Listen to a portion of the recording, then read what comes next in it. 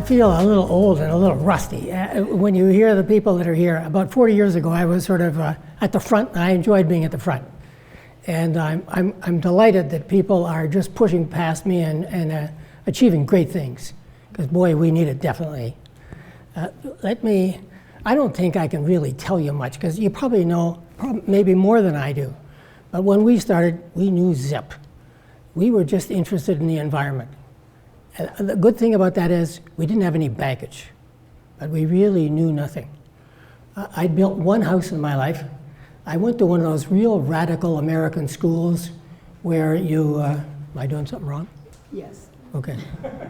There you go. Okay. You have to kind of kiss it. You have to kind of kiss it. Thank you.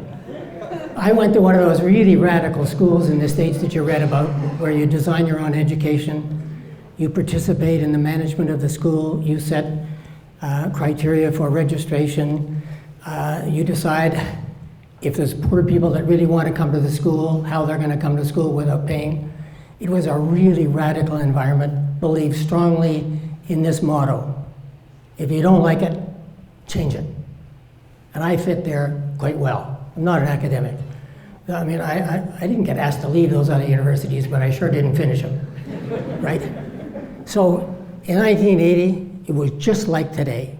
Something had happened, energy's in the news, there's a crisis. We all want to blame everybody else, right? Because we don't want to take responsibility for ourselves. We didn't know what to do, the world was falling apart. I was a fairly young adult with 3 kids. And I was looking for a purpose and something to do that, I just wanted a challenge, but I wanted to win that challenge. I read about the Saskatchewan Conservation House in a newspaper. It resonated with me very strongly. We were farming, we didn't have any extra money. We went to Saskatoon, we met those 2 guys, we met other people as well. But they were willing to talk to me, and they were willing to speak in a language that I could understand. And I emphasize that because we all need to learn to do that. You don't want to talk to my dentist or my skin doctor, right? You want to talk in language that we all understand exactly what the person delivering the message is trying to say. I talked to David Eyre and Harold Orr, and I thought, I gotta act fast. We hired them to come to Ontario. Little old me, we just hired those guys to come. One worked for the Saskatchewan Conservation Research Council, and the other for the National Research Council. They agreed, they came. We invited people to come. Our idea was, I had some land and I wanted to get involved in building. And we thought builders would take this in and they'd line up and we would be able to choose from the builders who came. Nobody came. So we thought, well, I built one house, I might as well have built a birdhouse. Anyway, we had to get into business, and we were making great claims about how we were going to do great things. And at the beginning, nobody paid any attention. And as we began to achieve things, we were, in my language, we were attacked by large authorities, Ontario Hydro, you name it, municipalities didn't want us. And I don't want to go through that a lot, but you had to have a pretty thick skin there, because we were doing things that nobody cared about, and they weren't going to take it with some long-haired hippie from out in the boonies, right?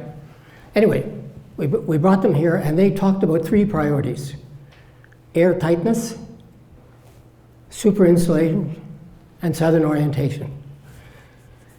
If you're interested in the movement to have much less energy in houses, those priorities make lots of sense. They still make a lot of sense to me. But in fact, I learned those are not good words. In the business, if you're a change agent, you want to use words that are easily received and bring a smile to your face. I got it. Anyway, air tightness is not one of those words. So we need a new word. Can you get me a new slide? I've been doing this for a long time. We've probably had over 3,000 people through our house.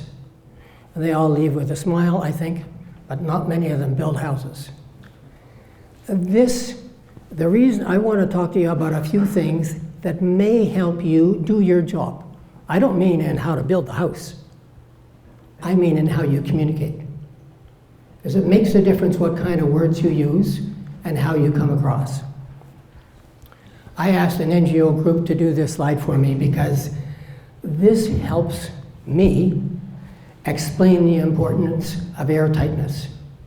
So I don't want to use the word airtightness anymore. And if you, hopefully this speaks for itself.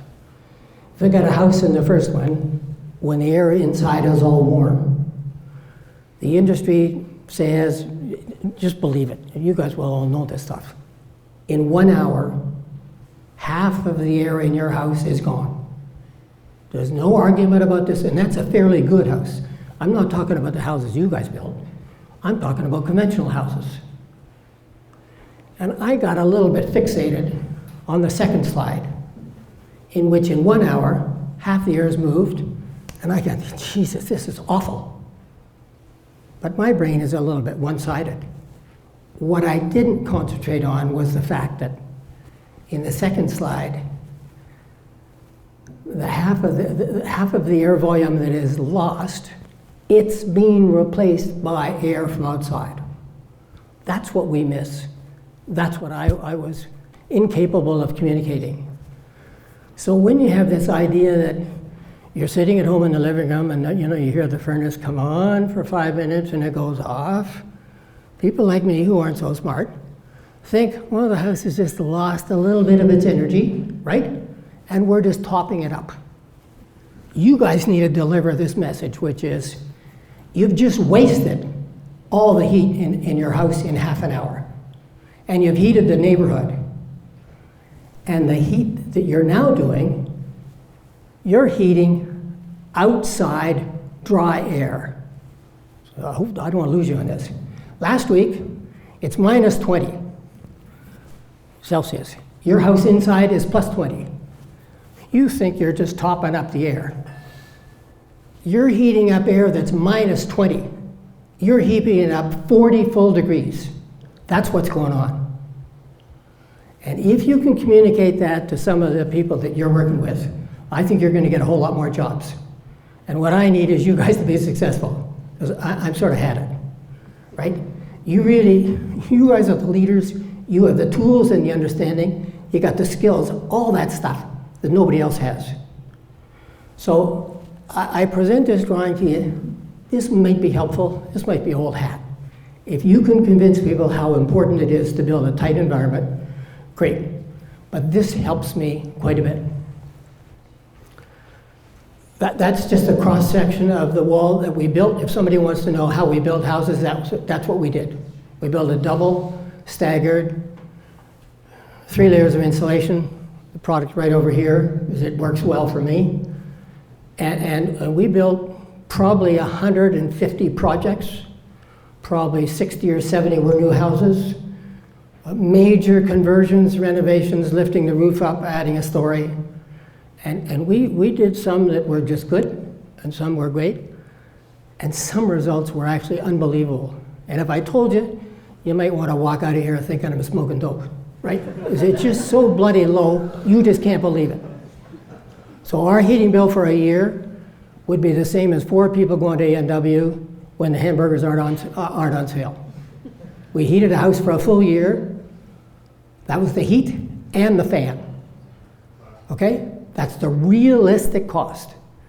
And that was all low-tech. I'm a bit of a low-tech guy.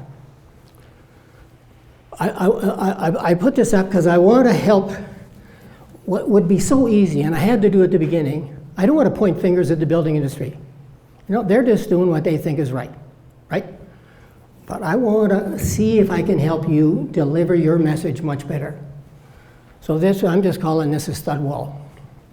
And I want you to get your clients to think about the fact that 17%, apparently, of that wood wall, that frame wall is wood. And I'm giving it 0 R value, because it's not enough to worry about if it's 3. Then I got a window in there. I haven't drawn that very well. A window in there, and let's say that's 15% of the wall or 20% of the wall. That's got no R value if it's a standard window. Now go and stick 2 plugs in there, somewhere in that wall, receptacle boxes. And we're talking, I'm being a little bit critical of the building industry. stick them in one of those cavities between the studs. And I would suggest, and this is not scientific, but I suggest if you put a receptacle in a cavity between two studs and you insulate it, I think at the most you get 5% of the value of that insulation. 5, not 95, 5. What that means is in that wall, conventional builders insulate that wall poorly in about 25 or 30% of the space. I got to get cracking.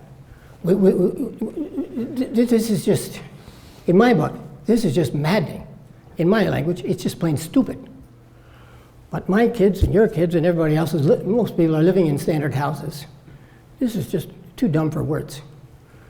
You got to look at this, and you got to sell your clients. What you want to tell them is, you know what you're doing?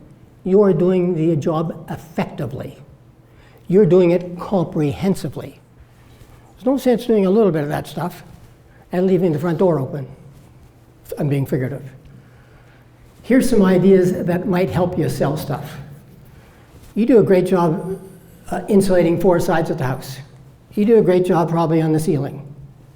People aren't doing a great job in the basement. Now you may, but this is to help you when you're competing against the normal builder, who everybody knows their name in Guelph, right? They got a great reputation. You want to stand alone and show you're much smarter and you can be trusted to do a much better job. Think about the slab in your basement. Remember that lesson from grade 6? I think it was grade 6 when I did it, where heat goes from warm to cold. Okay? This is the Bible. That works. That's it. It's like gravity. You got a basement slab in your basement. It's sitting on top of ground, room temperature. That slab is just sucking the heat right out of your house. Your basement is generally thought to be 25% of the heating bill. What is going on? That this is the norm. Presumably you guys got this all fixed. But what I want you to do is when you're competing against a normal builder, tell them how smart you are. Show them what you're doing. That slab is separated from the ground, it's separated from the footing, and it's separated from the foundation wall. Get all those right. Took us about 20 years to figure that out. Get it right. You want to reduce conduction. Let me try another. Sorry? Okay. This is, forgive me for getting a little angry, because the industry is so slow. It doesn't do me any good to condemn the province. The top, whatever you call a typical truss. In the corner, which is a real problem, you got no room for insulation, no room for airflow. We know if you've been in the business long enough and you're called back to the house, that's where you get the mold, that's where you get the ice dams, all that stuff. You got to use a heel truss. You know what a heel truss is? Maybe you all know. I'm sorry if I'm boring you. You get that heel truss. Can I walk that far? We want tons of insulation right there. That's not a place for you to compromise. Get that right. Tell your customers that you know what you're doing. This costs so little extra, it's not worth talking about. If you can see the solar angles there, if you can get the solar angles right, you're probably doing that, but get them right and get credit for doing it. I live in a lovely house. I got the angles right. I get free heat every day that's sunny. I have no air conditioning on purpose. Sorry. Get the trusses right. That first one, you know, they should have a stamp on that, like on a package of cigarettes, saying this is a danger to your health, right? Let me get another one. Let me know when my time's running out. This is for the smart people. When I use the word guys, I mean the men and women, okay? This is a stone house I have. Somebody in here, you guys got skills. Invent insulated shutters that are operable from inside. So you take a window rating of 5 or something and get it up to about 15. Because with the work you're doing, the only thing left is going to be ventilation, windows, and doors. So that's my attempt, but I haven't figured out how to operate those insulated shutters, right? So I'm just teasing you. Figure this out and call me when you got it figured out. Servo motors. Can I have another one? Yeah, this is just a double door. So the company we used, I'm not sure they're still in business, single jamb, single frame, inside opening door, typical, outside opening door, typical, threshold's a little lower, you got to make a little adaptation, get those doors fitting as tight as you can. Door manufacturer had me to sign off because you can figure out why they had to sign off. Anyway, double doors on there makes sense. Doors are a problem. Don't overlook them. So, I want to talk to you about those words like airtightness. Use the right words. One of the words that people like today is they like free, and they like the word waste, but they don't like to have waste. So if you can turn some of those phrases around and say your houses don't waste energy, or there's more comfort, or they're simply more intelligent. Use words, and I would suggest, although I'm a little in the dark ages, don't talk like the dentist and the skin doctor, right? Use words, I've meant that before. Use words that people can understand. I think it helps you get a relationship with your clients. I'll tell you something that you don't need to hear. We never had a legal contract whenever we build a house. We built 150 contracts without a contract. And if we didn't trust the customer, or the customer didn't trust us, we pretended we were too busy to deal with them. That wasn't quite right. If you go back to education, if I was to tell you and you are a bunch of politicians or you are a bunch of bureaucrats to say, do this, do this, do this, and you're anything like me, you'd say, go to hell, Oni, maybe not such nice language. You gotta tell the folks, particularly your trades, why you're asking them to do something.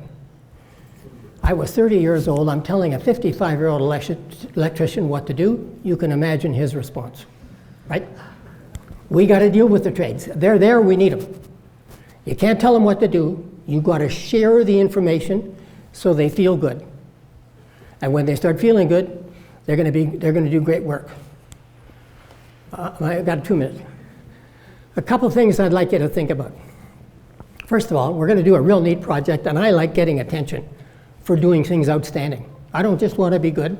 I want to be involved in stuff that changes the way the country is. So if you have some ideas, please find me. I'm only 20 minutes from here. Couple more things. Somebody in here has got to figure out how you can park a refrigerator halfway through the wall so the outside of the fridge is outside. But this is a no-brainer. Now, don't laugh, right? There's a company in California that custom makes refrigerators, and I'm not sure if they're still Sunfrost. So we have 2 in the family. They're made so that you give them to your family after you die. They're going to last forever, and they're easy to fix. There's the same for a wash machine. If any of you are on solar, and I've been off the grid for almost 20 years. And I live as well as you do. I got enough power in the summer to run my electric car. Right? These things were unheard of when I started. They really work. I live well almost for nothing. Don't have air conditioning, don't need it. That might be enough. I'm sure that they're going to kick me out.